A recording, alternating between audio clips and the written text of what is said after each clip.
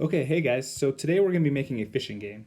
And so when you make a game, you have to figure out what do you want to be in the game. Well, first, break it into small parts. I want a blue background for the water. I want little fish swimming around randomly. I want my character to be able to move around and capture them. And when they capture them, the fish will disappear.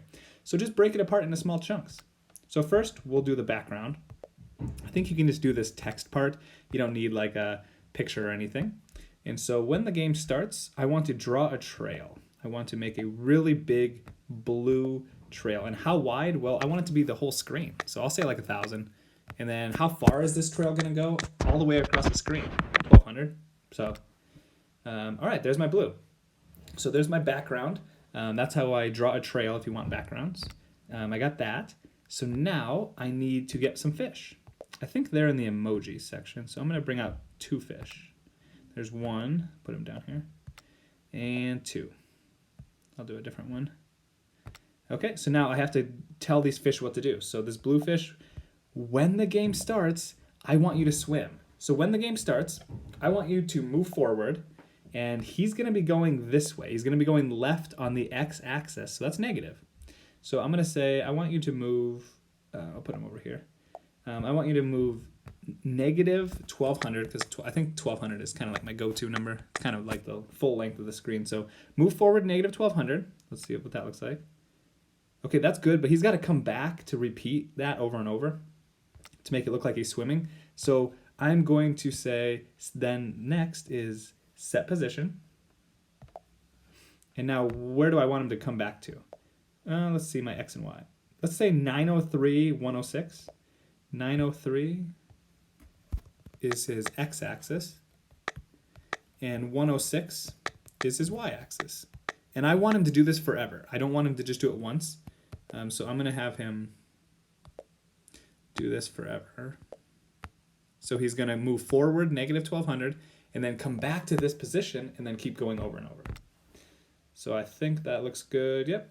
So now I can pretty much use the same code for that for my other fish. So I'm just actually going to copy this. I'm just going to hold those 3 lines and then copy. Then I'm going to go to my other fish. When the game starts, I'm going to paste. He's going to move forward negative 1,200 as well. The only problem is I don't want him to come back to the same position, because watch what happens. They're basically right on top of each other. I want him to be in different spots. So I'm going to say, I'll put him at 890, I'll go 900, 230. 900, and then 230. That's his X and Y axis, so it's a little bit different, and he's doing this forever. Okay. Yeah, that looks good. Okay. Now the next step is I need a character. I'm going to use, let's see, I'll use the alligator, because he's going to be trying to eat the fish. Okay, so the alligator's right there. And now he can't move, though. That's the problem. This alligator is just stuck there, so I need to be able to control him. So I'm going to use, I think in the emoji section there's buttons, if I remember correctly. We'll use those as our movement buttons. Okay, so we got our up one. Then we need our down one. There's our up or down. Then we need our left one. There's our left, and then we need our right. So these would be what we use to control him, because we want him to be able to go capture the fish. Okay, so I'll probably put them up here on the screen so it's easier for me to control. Up, down, right, left. So now I have to tell him what to do. So when is tapped, I have to do these for all 4 of those. When is tapped, now what am I tapping? Well, I'm tapping the up arrow. So he's going to change Y. He's going to go up, let's say 20. Okay, then I'll do the same thing. When is tapped, well, now I'll do the down arrow. So when I tap the down arrow, he's going to change Y, but down is negative. So he's going to go negative 20. Okay, now I'll do my when is tapped, my right arrow. Oops. When is tapped, my right arrow. And so when I tap the right arrow, he's going to change X by 20. And then my last one is when is tapped, I will need to change X, oops, my left arrow. I need to change X by negative 20. Okay, so basically kind of the same thing for all those. You just have to adjust where they're at on the X and Y axis. Okay, and so then we are going to check it out and see if he can move around a little bit. Okay, I can see the fish moving. Oh yeah, there he goes. He's going up, he's going down, he's gonna go left, right.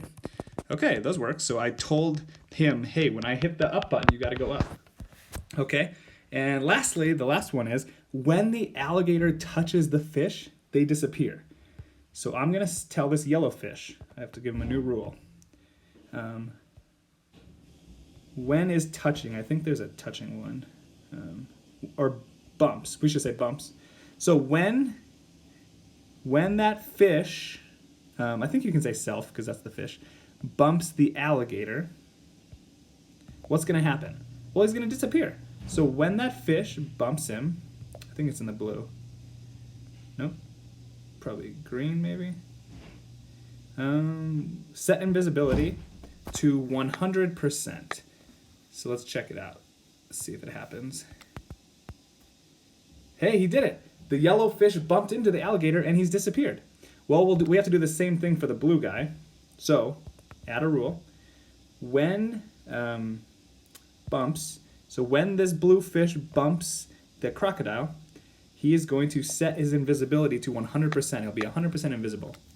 All right, let's check it out. Oh, he's not getting the blue guy. I'm gonna go down just a little bit, and he got him. Okay, so I got the yellow fish, I got the blue fish. Hey, that's how you create a really cool fishing game. Break it into small parts and tell it exactly what to do. All right, good luck, guys.